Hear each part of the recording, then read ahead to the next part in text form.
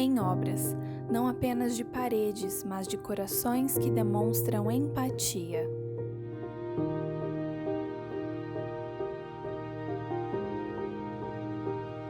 Não só de muros, mas de cristãos que enxergam além dos escombros e perseveram em sua missão.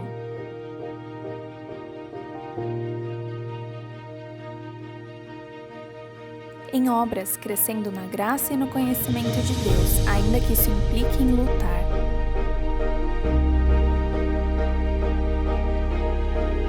Em obras, jejuando, orando, buscando a santificação.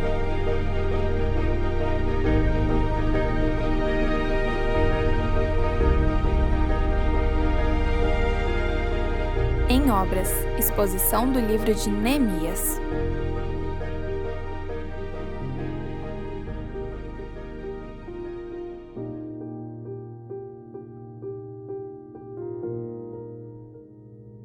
Livro de Neemias, capítulo 1. Nós faremos hoje a exposição destes 11 versos. Título da nossa exposição nesta noite: Uma má notícia e uma bela oração. Neemias, capítulo 1, leitura do verso 1 ao verso 11. Neemias 1, de 1 a 11. Nos diz assim a palavra do Senhor.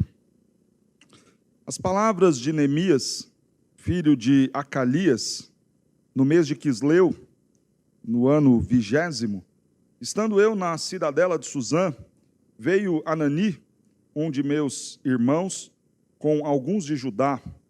Então lhes perguntei pelos judeus que escaparam e que não foram levados para o exílio e acerca de Jerusalém. Disseram-me: os restantes que não foram levados para o exílio e se acham lá na província, estão em grande miséria e desprezo.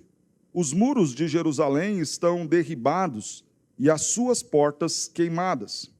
Tendo eu ouvido estas palavras, assentei-me e chorei e lamentei por alguns dias.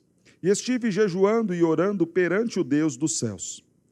E disse: Ah, Senhor, Deus dos céus, Deus grande e temível, que guardas a aliança e a misericórdia para com aqueles que te amam e guardam os teus mandamentos.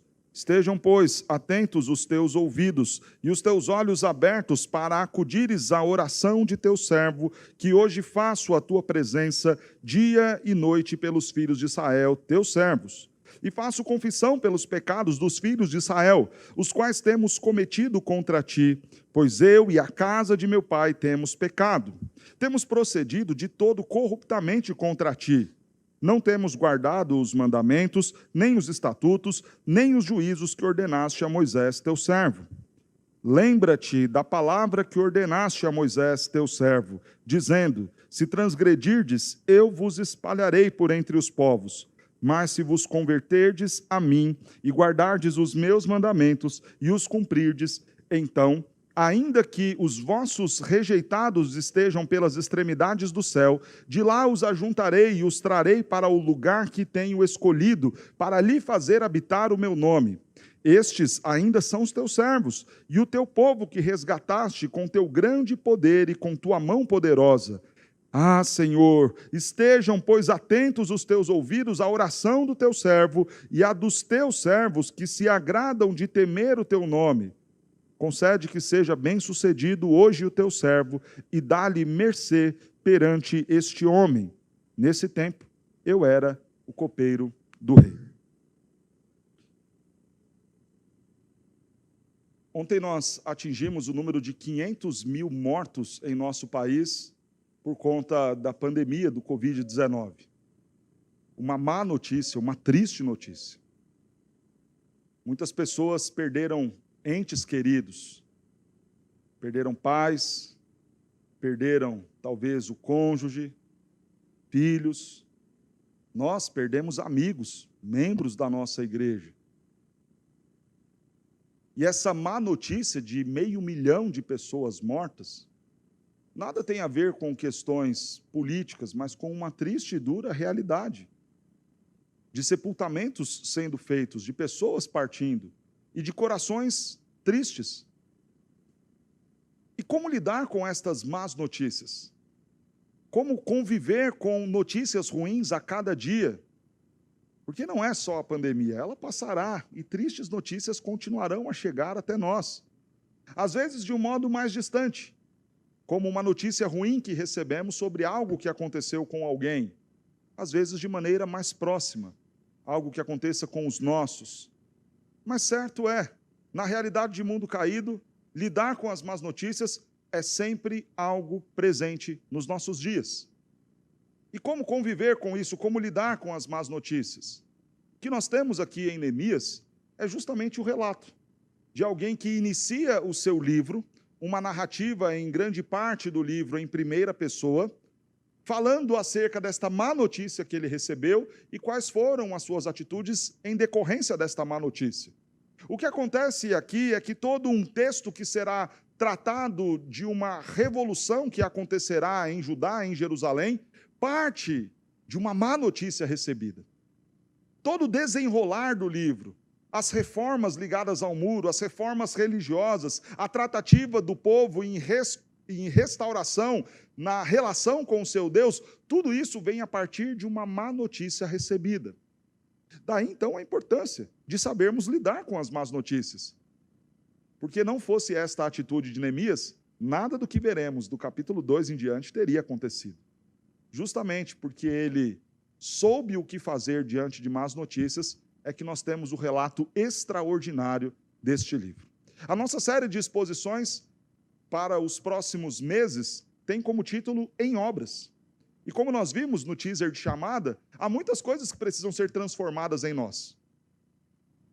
Há muitas mudanças que precisam ser trabalhadas em nós. Nós precisamos passar por estas obras, por essas tratativas do Senhor com as nossas vidas.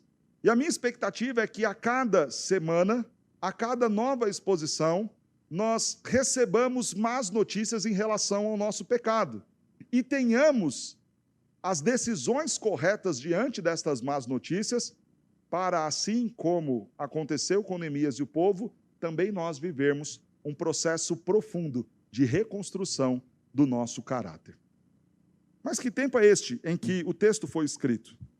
Os versos 1 e 2 se encarregam de trazer para nós o contexto. As palavras de Neemias, filho de Acalias, no mês de Quisleu. Não há muita informação sobre quem era Acalias. No entanto, a menção do nome deste homem dá a importância para a identificação, pelo menos, de que personagem é este. Neemias, então, está ali em Suzã, na cidadela de Suzã, uma província persa, e está no mês de Quisleu. O mês de Quisleu é o período da segunda quinzena de novembro e da primeira quinzena de dezembro. No hemisfério norte, no lugar onde estava Suzã, é o período de inverno. Suzã servia para os persas como uma colônia de férias. Um lugar retirado, talvez um chalé de campo com uma boa condição para abrigar o rei. Uma condição muito confortável. Assim estava Neemias, que conforme nós lemos no verso 11, nesse tempo ele era copeiro do rei. Mas falando nessa ideia de contexto, por que Neemias está ali em Suzã e não em Jerusalém? Quando nós olhamos para a história de Israel, depois do belíssimo e grandiosíssimo império do rei Davi, no ano 922 o reino vai se dividir. Após a morte de Davi, dois reis, Roboão e Jeroboão, irão dividir o povo. Para o norte ficarão 10 tribos, as tribos que passam a ser chamadas de Israel. Para o sul ficam 2 tribos, Judá e Benjamim, chamado então o reino de Judá, com a capital em Jerusalém. Todos os reis do norte foram reis maus, que não atentaram a nada daquilo que Davi fez. Por isso o Senhor enviou os assírios para levarem cativo aquele povo, e aquele povo no ano 630 foi levado cativo pelos assírios, uma parte abandonou, saiu da terra, povos estrangeiros foram levados para ocupar a região norte de Israel. Judá não fez muito diferente, também não foi um exemplo de piedade, os seus reis não foram reis tão bons assim, embora 2 se salvaram. Mas ainda assim, não o suficiente para que Deus deixasse de tratar com o povo. O Senhor envia já se aproximando do tempo de exercer o seu juízo, o profeta Jeremias. Jeremias vai profetizar, chamando a atenção do povo, repreendendo o povo, tratando o povo. E anunciando, por fim, o juízo de Deus. Virá. Os babilônicos assumem o poder, derrotam os assírios, estão agora sob o controle do mundo. O grande rei Nabucodonosor começa a tomar as nações vizinhas. E Deus vai usar Nabucodonosor para ser este agente da sua punição e da sua repreensão ao seu povo. Deus vai tratar com Judá. No ano 616, o Senhor permite então que Nabucodonosor entre em Jerusalém e leve o primeiro grupo de cativos. É neste grupo que está Daniel, o jovem rapaz da corte dos hebreus. No segundo momento, no ano 605, uma segunda invasão e mais um grupo, mais uma leva do povo hebreu é levado para a Babilônia. Mas de forma última, no ano 586, o exército de Nabucodonosor, depois de inúmeras tentativas e revoluções na região de Judá, entra em Jerusalém, destrói Jerusalém, saqueia o templo, queimam as portas dos muros, derrubam os muros, furam os olhos de Jeoaquim, o rei que estava em Judá naquele momento, e levam o restante do povo cativo para a Babilônia. 70 anos o povo ficará neste cativeiro babilônico. E quando Nabucodonosor morre, o seu sucessor, seu filho, assume o trono, tem uma atitude infantil, põe em risco a segurança e estabilidade política e também bélica da Babilônia, é tomado pelos persas, e o rei Ciro, o persa, assume o governo e o controle, então, do mundo existente à época. A primeira atitude de Ciro é permitir que o povo retorne. Nós entramos, então, no momento bíblico chamado de pós-exílico. Momento esse que nós vimos no início deste ano, na exposição do livro de Ageu. Ageu vai mostrar-nos este primeiro momento de retorno do povo. Você lê isso com muita ordem cronológica no livro de Esdras. Aliás, Esdras e Neemias compõem um único livro, que na nossa edição vem de forma separada, mas que nos escritos originais estão em um único bloco, Esdras e Neemias, contando esta história do período pós-exílico. O povo é autorizado a voltar, Ageu lidera o povo na reconstrução do templo, o templo está reconstruído e 100 anos depois, nos dias de Ageu, nós chegamos aqui nos dias de Neemias. Estamos falando do ano 444 a.C. Nesse período, então, o povo ainda está sob o domínio dos persas, o povo ainda está em condição de subserviência a uma nação estrangeira, a situação em Jerusalém não é das melhores, o templo está reconstruído, mas os muros estão destruídos, arruinados, e o povo ainda serve a um povo estrangeiro, a um povo estranho, a um povo imundo que eram os persas. Neemias, nessa condição de copeiro, tem um status privilegiado. Copeiro dos nossos dias é uma figura muito distante da realidade dos reis daquela época.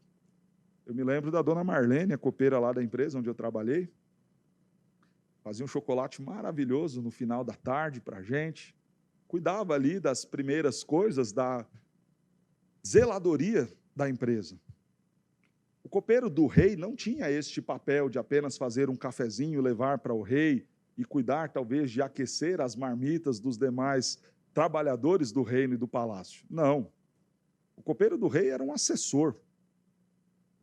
Era braço direito do rei, era uma pessoa que gozava de extrema confiança do rei. A agenda do rei era coordenada pelo copeiro.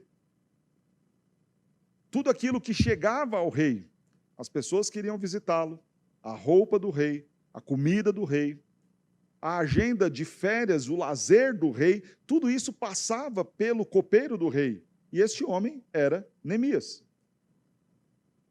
Naturalmente, Neemias tinha então a confiança do rei e vivia em uma boa condição. A comida que o rei comia era a comida que Neemias também comia. O lugar onde o rei estava, como em uma colônia de férias de tempos de inverno em Suzã, era o lugar onde Neemias estava. O conforto do rei era o conforto que Neemias desfrutava. A sombra do rei era a sombra que Neemias desfrutava. A segurança do rei era a segurança que Neemias desfrutava. A situação de Neemias, então, nos parece ser muito confortável. Ele está em Suzã, é o que diz o texto. É o final do ano, no nosso calendário. É tempo de inverno e ele está muito bem acomodado. No entanto, chega uma má notícia. E aqui chegamos na primeira parte do nosso sermão. Neemias vai receber uma má notícia. Veio Anani, um de meus irmãos, com alguns de Judá. Então lhes perguntei pelos judeus que escaparam e que não foram levados para o exílio e acerca de Jerusalém. E aí, como é que estão eles? Veja o que Anani responde. Os restantes, que não foram levados para o exílio e se acham lá na província, estão em grande miséria e desprezo. Os muros de Jerusalém estão derribados e as suas portas queimadas. Vejamos cada parte deste verso. Quem são estes restantes que não foram levados para o exílio? Nós temos uma realidade que, mesmo depois da autorização para retorno a Jerusalém, muitos que estavam na Babilônia preferiram ainda continuar lá na Babilônia. Já haviam constituído família, já haviam comprado talvez alguma posse e estavam numa vida melhor na Babilônia, sem muito desejo de retornar e recomeçar do zero lá em Jerusalém. Estes já não estavam mais em condição de exilados, mas condição de livres numa terra estranha. Outros, sem ter nenhuma oportunidade na Babilônia, decidem voltar para Jerusalém. Agora imagina isso. Se na terra do inimigo você não tem paz, a opção que resta é então voltar para a sua terra arrasada e pensar em recomeçar a vida do zero, tentando se reerguer. Essa foi a opção de alguns. Mas estes, diz o texto, nesta má notícia, estão em grande miséria. A má notícia, primeiramente, vem então de uma miséria, de uma escassez de recursos. Faltam recursos. A terra ficou muito tempo sem ser cultivada. Os campos não produziram, os animais não foram cuidados. Não se coloca um solo rochoso, árido, seco, para produzir da noite para o dia. Principalmente fazendo isso sem recursos, sem força, sem animais, sem servos. Essa era a situação. Faltavam, então, alimento. Não só pela improdutividade do solo. Faltava alimento e vinha miséria, porque o povo ainda pagava tributos à Pérsia. Faltava ainda recursos, porque o povo estava em condição de responder aos persas e não tinham a condição de produzir as suas riquezas. Por isso a miséria do povo. Mas não só a má notícia em relação à miséria. A má notícia também em relação ao desprezo. Não havia quem cuidasse deles. Não havia mais a figura do grande rei Davi, que se levantava para defender o seu povo, que organizava as tropas para tratar dos interesses da nação de Israel. Não havia quem olhasse para eles, quem cuidasse deles, quem pastoreasse a eles. Eles estavam desprezados. Para nós entendermos um pouco o tom deste desprezo, quando nós lemos Malaquias, período próximo aqui em que é escrito Neemias, o povo diz não se sentir amado pelo Senhor. E começa o texto de Malaquias: eu vos tenho amado, mas vós dizeis, em que o Senhor nos tem amado? O sentimento de desprezo era tamanho que o povo não conseguia se sentir amado, observado e cuidado por Deus. Aquilo que nós lemos no Salmo 4, então, de um povo que vai e clama ao Senhor e tem suas orações respondidas, não era este o sentimento que o povo estava alimentando. Aquilo que nós vimos do salmista lá no Salmo 4, que em paz ele se deita e logo pega no sono, porque tem o conforto da presença do Senhor com ele, não era este o sentimento do povo. O povo sentia-se desprezado. Não há quem pense em nós, quem lute por nós, quem atenda às nossas necessidades, quem possa responder aos nossos anseios. A má notícia vem pela miséria, a má notícia vem pelo desprezo, a má notícia vem também por uma cidade destruída. Os muros de Jerusalém estão destruídos, derribados e as suas portas queimadas. Havia um templo construído, mas nada que identificasse aquele lugar como uma cidade. Os muros representavam e tinham importância de 3 questões importantes. Primeiro, o muro sempre representava a delimitação territorial de um povo. Os limites de uma terra eram apontados por muros. E aí você pensa, pastor, mas isso não é um problema tão grande. Talvez para os nossos dias, não. Fotos de satélite, escrituras registradas em cartório, independente de alguma demarcação, é só você conferir, chamar um topógrafo e ali está, aquilo pertence a você ou pertence a alguém. Mas naqueles dias, a delimitação da cidade através de muros era a única forma de garantir a posse de um território. Uma cidade sem muros era um território que qualquer um podia se ocupar dele.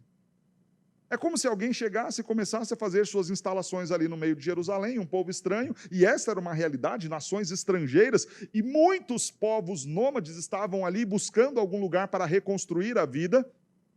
Chegassem ali, você não poderia fazer absolutamente nada. Mas quem disse que essa é a cidade de vocês? Não tem muros aqui. Está tudo aberto, então eu posso chegar, eu posso construir, eu posso fazer a minha vida. Os muros tinham a importância, então, de marcar o território. Os muros também, obviamente, tinham a importância de ser a segurança do povo. A primeira linha de defesa de qualquer cidade eram seus muros. E isso era importante. Sem os muros, a cidade está vulnerável. Tem um belíssimo templo, mas não tem a proteção e segurança nem para o templo, nem para o povo. Os muros representavam também a identidade de um povo. Quando você olhava para os muros de uma cidade, você sabia que ali dentro existia um grupo de pessoas que se identificavam, fosse pelo seu idioma, fosse pela sua ligação sanguínea, mas era um grupo identificado. Sem os muros, não tem identidade. A má notícia, então, vem porque eles estavam na miséria. É uma má notícia que fala de um desprezo que eles estavam sentindo, de um desamparo, de um abandono que eles estavam vivendo. A má notícia vem de uma cidade sem segurança, sem identidade e sem delimitação de área. Uma triste notícia chegou aos ouvidos de Neemias. Quero aplicar, já neste momento do sermão, este primeiro ponto. As más notícias não são uma exclusividade dos dias de Neemias. Como eu disse na nossa introdução, também nós teremos más notícias. Infelizmente, também nós estaremos, talvez, em algum momento confortáveis, tranquilos, e uma má notícia virá. E uma má notícia chegará de forma inesperada, mudando o nosso plano, mudando a nossa realidade, trazendo tristeza ao nosso coração. E como você está preparado para receber más notícias? Neemias recebe uma dura notícia. Mas por que coisas ruins acontecem e más notícias vêm? 3 motivos, pelo menos, nós podemos colocar. Primeiro, as coisas ruins acontecem e as más notícias chegam até nós por consequência direta de homens finitos. Nós erramos todos os dias. E aí eu não estou falando daquele erro intencional do pecado dele, eu vou tratar logo mais. Estou falando de consequências de pessoas que são falíveis, que erram nos seus projetos, que erram nas suas medições, que erram nas suas tomadas de decisões e, consequentemente, sofrerão danos em algum momento. Isso acontece. Não esperava, não queria. Mas falhei. Somos limitados e vivemos as consequências disso. Por isso, problemas acontecem e ocorrem. Mas notícias também chegam, em segundo lugar, como castigo de Deus e a tratativa de Deus com o seu povo. Aí sim, para aqueles erros intencionais que maquinamos, pensamos e conscientemente contrariamos a lei do Senhor, enfrentamos a repreensão de Deus. Não castigo no tom condenatório, porque nenhuma condenação há para aqueles que estão em Cristo Jesus, mas na condição exposta lá em Hebreus capítulo 12, do pai que disciplina o filho que ama. Porque más notícias vêm pelas consequências das ações de homens finitos, pelas consequências dos pecados dos homens, mas em terceiro lugar, porque em alguns momentos Deus deseja nos provar, a fim de nos aprovar e nos ver crentes mais maduros. Algumas coisas acontecerão para que a nossa fé seja estimulada. Acontecerão para que nós aprendamos a lidar com algumas situações. Então, talvez, se o nosso grande problema seja um coração arrogante, Deus coloca algumas situações que vão abaixar a nossa bola. Talvez se o nosso problema for a falta de confiança, Deus nos provará, a fim de mostrar que Ele tem poder para curar, que Ele tem poder para fazer coisas extraordinárias e renovar a nossa esperança nele. Fato é que Deus também está trabalhando por meio do sofrimento, conforme nós lemos lá em Tiago, capítulo 1, que a provação da nossa fé produz perseverança, que diante disso devemos ter alegria por passar por elas. As notícias ruins chegarão. E aí vem o segredo. Pastor, como que eu vou lidar com isso? Como é que eu vou saber ter o discernimento da minha situação de finitude, ou da repreensão de Deus, ou de que eu estou sendo provado pelo Senhor? Como discernir estas coisas e estes acontecimentos ruins que chegam até nós? E aí a gente mais uma vez cita o texto de Tiago, porque imediatamente depois de falar dessas provações, Tiago vai dizer o seguinte: se alguém necessita de sabedoria, sabedoria justamente para entender estas provações, aprender estas lições, crescer em meio a estes problemas, enfrentar essas más notícias. Se alguém precisa desta sabedoria, peça a Deus, que a todos dá liberalmente, mas peça com fé e nada duvidando, porque aquele que duvida é semelhante à onda do mar, agitada, impelida pelo vento. Não pense que este homem é consagrado do Senhor alguma coisa, homem de ânimo dobre. Pois bem, o que nós vemos Neemias fazer diante da má notícia é justamente isso: buscar sabedoria. Observe o texto, verso de número 4.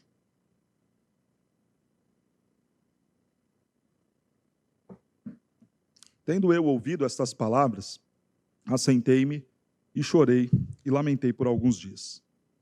E estive jejuando e orando perante o Deus dos céus.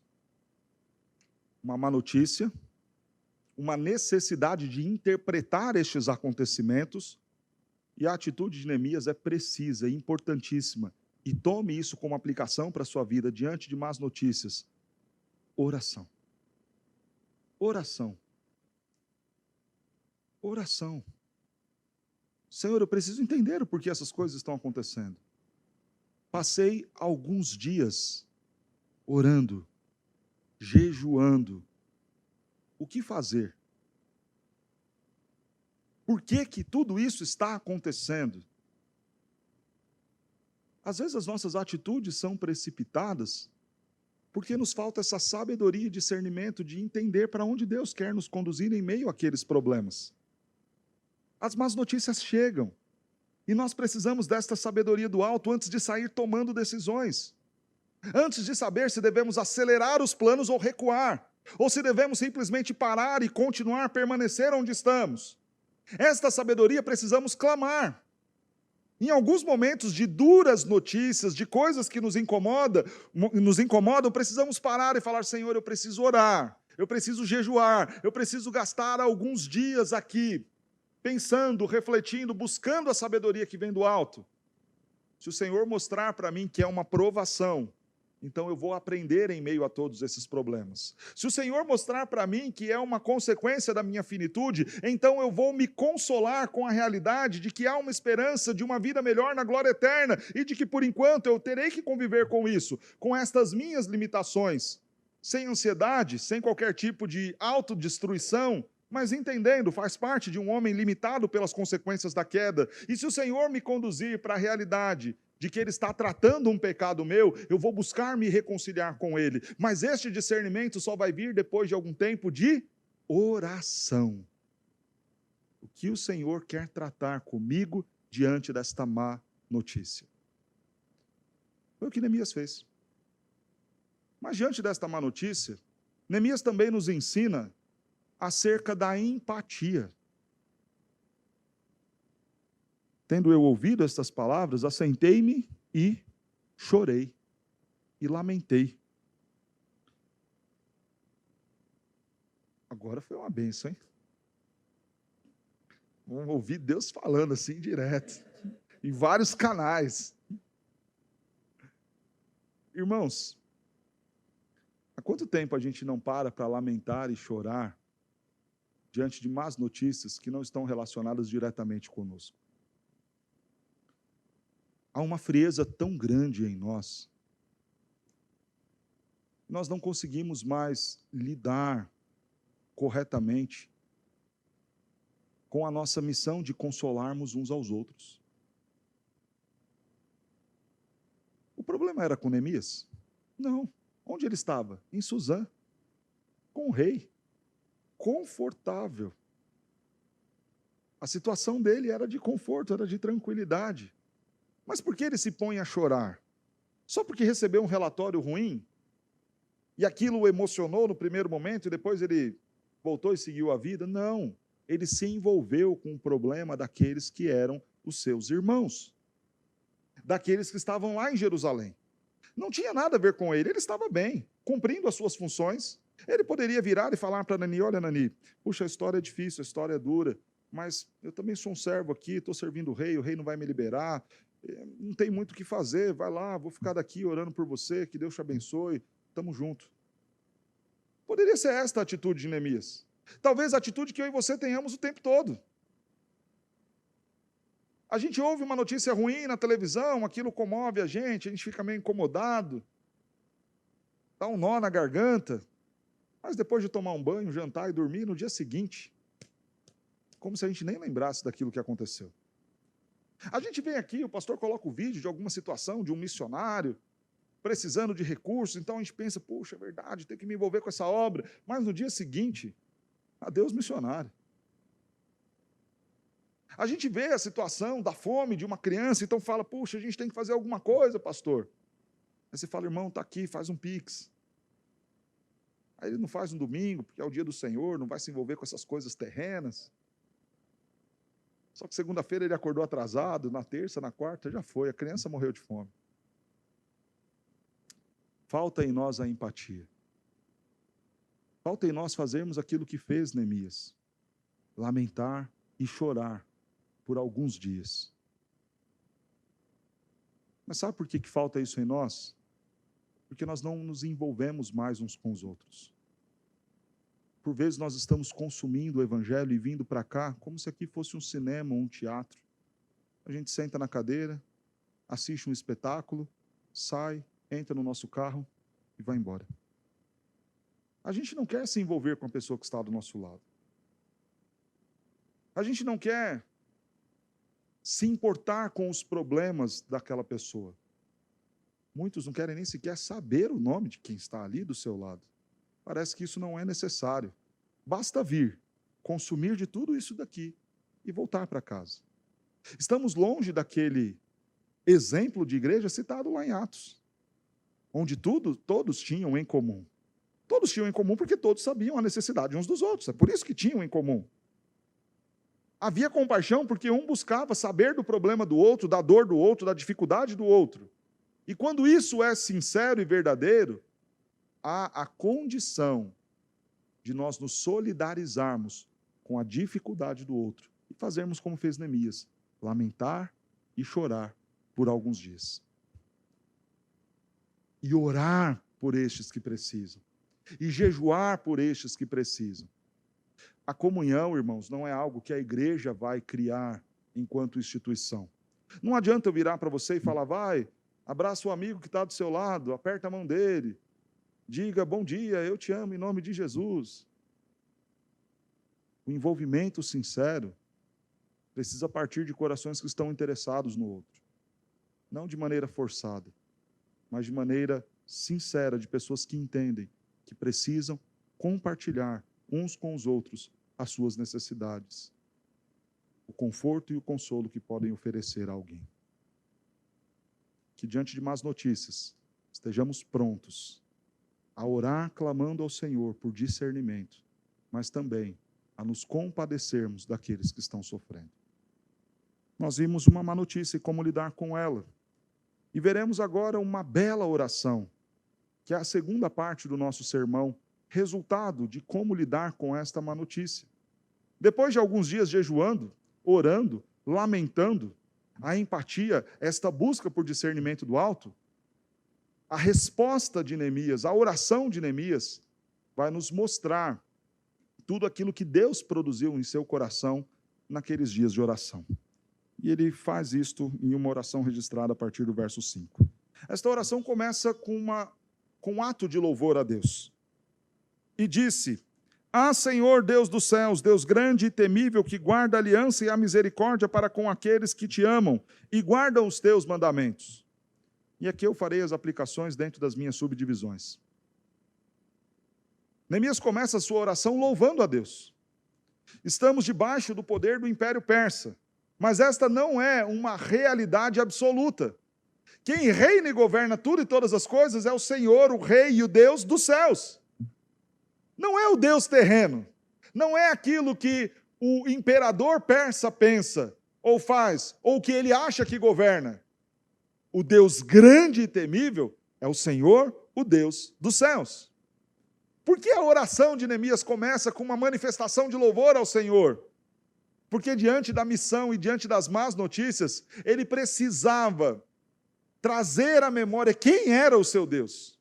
E aqui nós aprendemos que uma bela oração passa por louvarmos ao Senhor. Às vezes a nossa oração é esvaziada de fé, porque nós não engrandecemos o nome de Deus.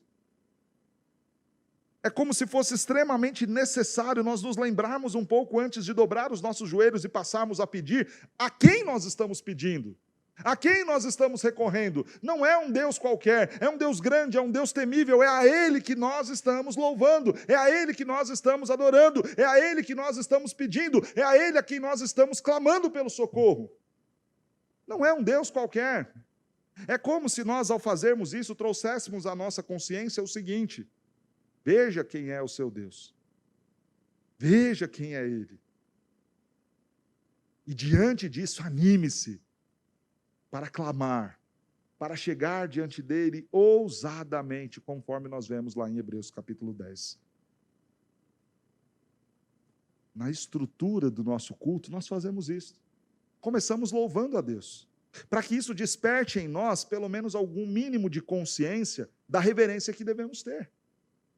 Começamos o culto adorando ao Senhor, para que isso desperte em nós o desejo de louvá-lo e adorá-lo e cultuá-lo da forma mais bela possível. Porque cônscios daquilo que é e de quem é o nosso Deus, os nossos corações precisam ser conduzidos a uma devoção sincera e a uma petição confiante. Ah, Deus dos céus! Ah, Senhor Deus grande e temível! Não é só a grandeza e o poder de Deus que Neemias vai destacar nesta oração e neste momento de louvor por meio da oração. Nesta bela oração e neste momento de louvor, Neemias vai destacar que este Deus é o Deus da aliança, que guarda a aliança e a misericórdia para com aqueles que te amam e guardam os teus mandamentos. Neemias considera quem Deus é. Neemias considera as promessas que Deus fez. Neste ato de louvar, ele relembra a fidelidade do Senhor. O que ele está fazendo aqui é reconhecer que ele tem um Deus fiel, que firmou aliança com o seu povo, e que por isso ele pode se achegar diante dele. Em alguns momentos nos falta confiança para orar. Talvez a confiança de quem é o nosso Deus. Um relato bíblico que ilustra muito bem isso, e eu gosto demais, é a oração de Ana. Se você observar lá em Samuel, capítulo 1, você vai ver que Ana chega no templo com amargura de alma. É aquilo que diz o texto. E ela ora, e chora, e chora, e ora. E depois ela sai descansada dali, aliviada. É como se Ana estivesse plenamente certa de que deixou o problema nas mãos de quem podia resolver. Nos falta essa confiança às vezes.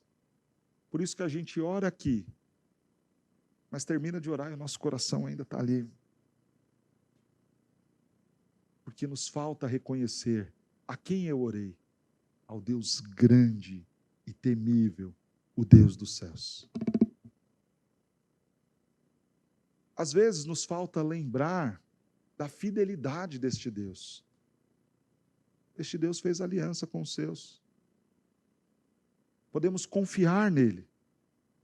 Podemos descansar em suas promessas. Ele é fiel e não falhará. Por isso que Neemias começa assim a sua oração. Depois desse momento de louvor, nesta bela oração, ele vai confessar os pecados. Estejam, pois, atentos os teus ouvidos e os teus olhos abertos para acudires à oração do teu servo, que hoje faço a tua presença dia e noite pelos filhos de Israel, teus servos, e faço confissão pelos pecados dos filhos de Israel, os quais temos cometido contra ti, pois eu e a casa de meu pai temos pecado. Depois de reconhecer quem é o Deus a quem ele está orando, ele se humilha e reconhece quem ele é. Senhor, fala aqui um pecador. Fala aqui alguém que representa um povo que tem pecado, que não tem observado os seus estatutos e os seus mandamentos. Senhor, perdão. Venho a ti confessar os pecados deste povo que tem feito aquilo que é errado. Temos procedido de todo corruptamente contra ti. Não temos guardado os teus mandamentos, nem os teus estatutos, nem os juízos que ordenastes a Moisés, teu servo. Nesta proposta de um Deus de aliança e nesta aliança firmada com o povo, a parte que era de competência do povo fazer, o povo não faz, não observa, não trata, não considera. Perdão, Senhor. Veja o que o jejum de Neemias produziu em seu coração. A disposição para reconhecer os erros e confessar pecados. Às vezes o maior problema da nossa vida não está naquilo que as pessoas estão fazendo contra nós, o que a empresa fez ou deixou de fazer, o que os filhos estão fazendo de errado aqui e ali, o problema da igreja que não faz ou não observa isso ou aquilo. O grande problema das nossas vidas, por vezes, está no nosso pecado. E nós precisamos ter os nossos olhos abertos para entendermos e reconhecermos os nossos erros. Ter a disposição para mudar. Às vezes é muito fácil nós detectarmos um problema, identificarmos o problema e registrarmos o problema, mas não tratarmos este pecado. E o meu convite a você, ore, jejue, para que o Senhor te convença do seu erro. Quero ilustrar essa distinção.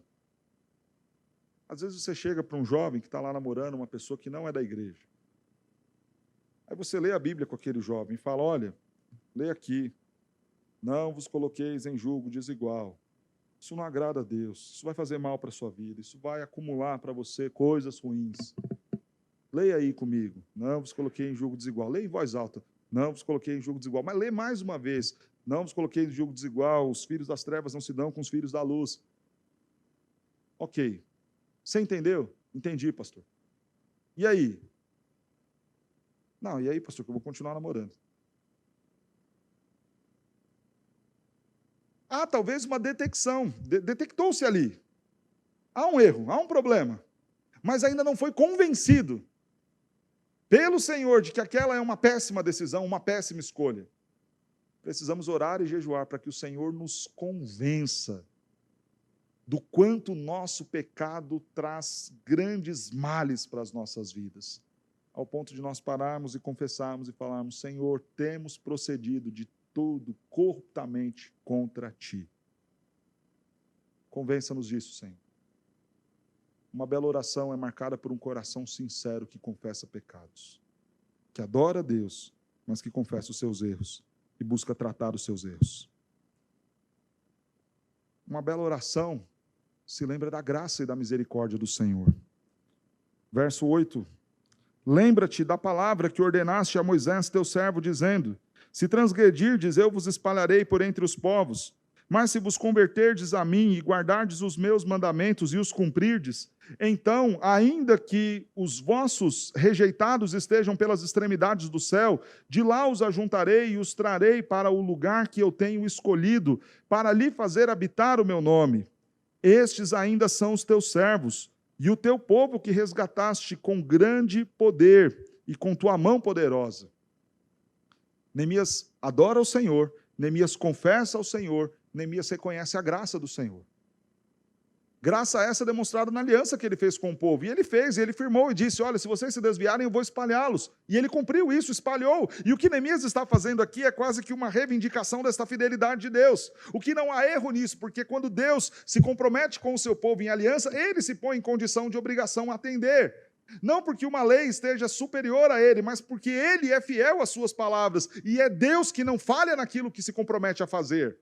O que Neemias está falando é: Senhor, ok, daquilo que o Senhor havia prometido de nos espalhar, o Senhor fez. Mas nós agora, com o coração quebrantado, confessando os nossos pecados, estamos aqui diante de Ti. Então lembra-se, Senhor, daqueles que temem a Ti, e volte a nos congregar, a nos ajuntar e a cuidar de nós. Que nós não sejamos mais este povo desprezado, que nós não sejamos mais este povo que não tem um Deus com quem contar, que nós não sejamos mais este povo que se distanciou e se afastou de Ti e que foi espalhado pelo Senhor, mas que nós sejamos este rebanho Teu, cuidado por Ti, pastoreado pelo Senhor e ajuntado debaixo dos Teus cuidados.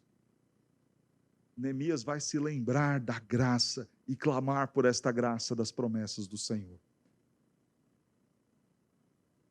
O Senhor tem promessas para nós e nós precisamos nos valer delas. O reverendo Arival escreve um livro chamado Orando as Promessas de Deus. E ele fala na introdução deste livro que não há oração mais certa e garantida do que a oração que nós fazemos baseado nas promessas do Senhor. Por conta da força das nossas palavras? Não, mas por conta da palavra empenhada por Ele. O que Neemias está fazendo é semelhante àquilo que Moisés fez lá no deserto. Eu vou destruir o povo. Moisés fala: Senhor, lembra da tua promessa e da aliança que o Senhor fez. É a oração que Davi fez lá no Salmo 132. Lembra-te, Senhor, das promessas que fizeste ao teu servo. O que Neemias está falando é: lembra-te, Senhor, da aliança que o Senhor firmou conosco. Olha que coisa linda no verso 10. Estes ainda são os teus servos. Na nossa oração de confissão, precisamos ter espaço para nos lembrarmos da graça de Deus. Ah, Senhor, esse tempo de jejum, de oração, me convenceu do meu pecado, dos meus erros, das minhas falhas. Ah, Senhor, diante disso eu olho e me vejo em total distância de Ti. Ah, Senhor, eu olho e vejo as minhas imperfeições e tudo aquilo que eu faço que Te desagrada. Ah, Senhor, como eu sou miserável e pecador. Mas, ah, Senhor, como é bom saber e ser confortado pela Tua palavra, com a realidade de que aqueles que creram em Seu nome foram feitos filhos de Deus. Ah, Senhor, como é bom saber que estou sendo confortado pela realidade de que Cristo morreu pelos seus, fez-nos justos e que em Cristo eu sou justo e aceito pelo Pai. Na bela oração há espaço para graça, para nos lembrarmos de que o Senhor cumpre a sua promessa e a sua aliança, a aliança que fez com os seus. Diante de uma má notícia, um tempo de reflexão, uma bela oração. Oração que adorou ao Senhor, que confessou o pecado. Oração esta, que lembrou-se da graça do nosso Deus. Oração esta, que buscou o auxílio e o refúgio naquele que poderia resolver o problema. Verso de número 11. Ah, Senhor, estejam, pois, atentos os teus ouvidos à oração do teu servo, a dos teus servos que agradam de temer o teu nome. Concede que seja bem-sucedido o homem, que seja bem-sucedido hoje o teu servo, e lhe dê mercê perante este homem.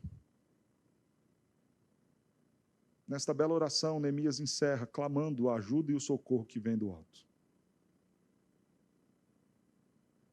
Diante de más notícias, clame ao Senhor. É o que nós temos, irmãos. É o que nós temos.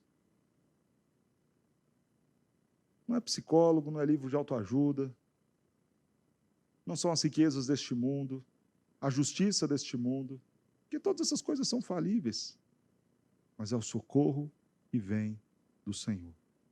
Ah, Senhor, que eu seja bem-sucedido. Dá-lhe mercê perante este que agora eu vou ter que tratar. Neemias está ciente de que ele está a servir o rei e de que a situação dele agora não é confortável. Ele está indignado com a situação de pobreza e miséria do seu povo e, ao mesmo tempo, está convivendo diariamente com aquele que, em alguma medida, é causador disso, o rei da Pérsia. Como viver assim? Ah, Senhor, me dá condições. Seja o meu auxílio. Dá-me sabedoria e dá-me as condições de realizar a tua vontade e ajudar os meus. Às vezes nós estamos recebendo umas notícias e não estamos buscando socorro no Senhor. A gente recebe uma má notícia de situações financeiras, estamos preocupados, desesperados com o nosso emprego. As contas vêm e você começa a pensar, mas como é que vai ser? Quanto eu vou ganhar? De onde vai vir? E como vai ser? E a promoção, será que dá ou não? Se descontar aqui, se acrescentar acolá. Não busque o sustento em uma empresa, não busque o sustento em um banco, não busque o sustento em um homem, busque o sustento no Deus que sustenta todas as coisas. Ah, Senhor, dá-lhe mercê, para que eu seja bem-sucedido diante desta má notícia financeira. Ah, pastor, mas os médicos falaram que não tem mais volta, que é irreversível. Ah, Senhor, eu busco meu auxílio em Ti. Faça por mim. Trata por mim. O problema é que, diante de más notícias, por vezes nós estamos buscando respostas em nós mesmos. Nós estamos buscando soluções em nós mesmos, soluções terrenas, nas coisas deste mundo. E a proposta que nós aprendemos com Neemias, busque isto no Senhor. E aí talvez você diga, pastor, não é bem verdade isso. Ah, não é? Quanto tempo você tem investido em oração pela vida dos seus filhos? Às vezes nós temos más notícias sobre os nossos filhos. A escola liga, os amigos falam, o pastor comenta, e a gente não ora. A gente não ora. Às vezes nós temos más notícias em relação ao nosso casamento. E quanto tempo eu tenho passado orando pela minha esposa? Pelo meu cônjuge? Quando eu não oro, eu estou demonstrando o seguinte, que a minha confiança na solução do meu problema não está em Deus. Mas quando eu chego para orar, eu estou falando o seguinte, Senhor, não há nada que eu possa fazer, está em Tuas mãos, faça por mim, em casa, no trabalho, na escola, na igreja. A quantidade do nosso tempo investido em oração aponta para o quanto nós confiamos na solução que vem do Senhor. Se oramos pouco, é porque confiamos pouco que Deus pode resolver. Se oramos pouco, é porque ainda estamos confiando que, de alguma maneira, encontraremos as respostas. Mas quando, diante das más notícias, nós nos colocamos a orar, é porque nós estamos confiando que a solução para aquilo virá do Senhor. Irmãos, nós aprendemos hoje que as más notícias chegarão, estarão presentes em nossas vidas. Que as más notícias em relação ao nosso próximo devem ser encaradas com sinceridade, empatia, disposição em ajudar e servir o próximo. Que as más notícias em relação a nós, devemos buscar sabedoria do alto, para discernir o que está acontecendo. Estou sendo provado, estou sendo repreendido pelo Senhor, ou estou simplesmente vivendo as consequências das minhas falhas enquanto ser humano?